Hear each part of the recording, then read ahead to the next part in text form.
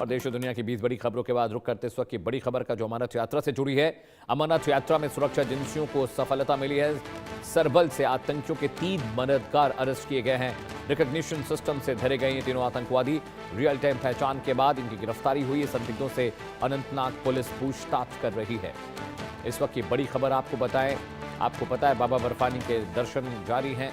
पहलगाम अनंतनाग से जत्था रवाना होता है और अनंतनाग में 3 आतंकी सहयोगियों को गिरफ्तार किया है पुलिस ने और अनंतनाग पुलिस इनसे इंटरोगेट कर रही है, इनसे पूछताछ कर रही है।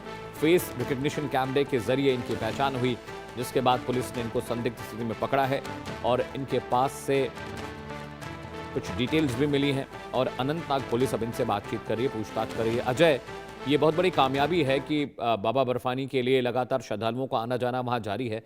ऐसे में 3 मददगार गिरफ्तार हुए हैं। एक बड़ी घटना को रोकने में ये जो इंटरोगेशन है, इन्वेस्टिगेशन है, मदद करेगी। देखिए बिल्कुल अमित, जिस तरीके से लगातार आप देखें तो लाइनअप जम्मू कश्मीर में अमरनाथ यात्रा को खतरा बना हुआ था। ऐसे में सुरक्षा एजेंसियां पर लगातार सतर्क हैं, इस चीज़ को सुनिश्चित कर रही हैं कि कोई भी अगर ऐसी घटना हो तो उसे रोका जा सके। और चौकसी इतनी ज़्यादा है कि आप सोचिए कोई संदिग्ध भी उस इलाके में अगर दिख रहा है तो उसको तुरंत जो है वो हिरासत में लेकर पूछताछ की जा रही है कि आखिरकार वो अमरनाथ यात्रा के आसपास क्या कर रहा था। जानकारी के मुताबिक ये 3 संदिग्ध जो हैं इस यात्रा जो बेस कैंप है उसके पास देखे गए। जैसे ही उनको शक हुआ, सुरक्षा बलों ने इनको तुरंत हिरासत में लेकर इनसे पूछताछ की जा रही है, इनकी जांच चल रही है और इस चीज को सुनिश्चित किया जाएगा कि अगर इनका कोई भी इरादा यात्रा को नुकसान पहुंचाने का हो तो उसे कहीं ना कहीं पूरे तरीके से विफल किया जा सके। दरअसल अगर आप देखें तो पहलगाम हमले के बाद से लगातार रणनीति सुरक्षा बलों की बदली है। किसी भी तरह की कोई लापरवाही, किसी भी तरह का कोई संदेह अगर किसी पे हो तो तुरंत उसे हिरासत में लेकर कार्रवाई होती है। आप सोचिए कि पिछले कुछ समय में लगातार अमरनाथ यात्रा शुरू होने से पहले से लगातार जो कार्रवाइयां चल रही हैं, तमाम जो इरादे हैं आतंकियों के पाकिस्तान के जम्मू कश्मीर की शांति को भंग करने के, उसे नाकाम किया गया। बिल्कुल अजय, हम तस्वीरें भी दिखा रहे हैं उन तीनों संदिग्धों की, जिसे अनंतनाग पुलिस अब उनसे इन्वेस्टिगेट कर रही है, उनसे पूछताछ कर रही है। क्या इनके पास से कोई लिटरेचर कुछ ऐसा बरामद हुआ जिससे ये लग रहा था कि ये इंटेल और खुफिया जानकारी साझा कर रहे थे आतंकवादियों के साथ?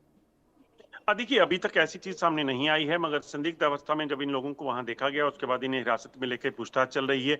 अब पूछताछ के बाद ये स्पष्ट होगा कि आखिरकार ये कौन है, क्या कर रहे थे, इनका मकसद क्या था, क्या इनके पास किसी भी तरह का कोई कम्युनिकेशन आतंकियों के या उनके मददगारों के साथ है या पाकिस्तान में किसी तरह का ये कम्युनिकेशन कर रहे थे। तो ये तमाम चीजें जो है वो जांच में पता चलेंगी। बिल्कुल अजय, बहुत बहुत शुक्रिया। बड़ी खबर आ रही है, उसका रुख करते हैं। Ji Ajay, thank you so much for joining us. Lashkar commander Zakir Ghani के मारे जाने की खबरें आ रही हैं। इस वक्त की बड़ी खबर आपको बता दें, लश्कर कमांडर जाकिर गनी मारा गया है। जम्मू कश्मीर के शोपिया में उसका इनकाउंटर हुआ है। ऑपरेशन के 6ठे दिन उसका शव बरामद हुआ है। एक और आतंकी लतीफ भट्ट भी घिरा है। सेना, पुलिस, सीआरपीएफ का एक ज्वाइंट ऑपरेशन है। जाकिर गनी पहलगाम हमले में वांटेड था। जाकिर 14 वांछित आतंकियों में शामिल था। इस वक्त की बड़ी खबर आपको बता दें, जम्मू कश्मीर के शोपिया इलाके में सेंसिटिव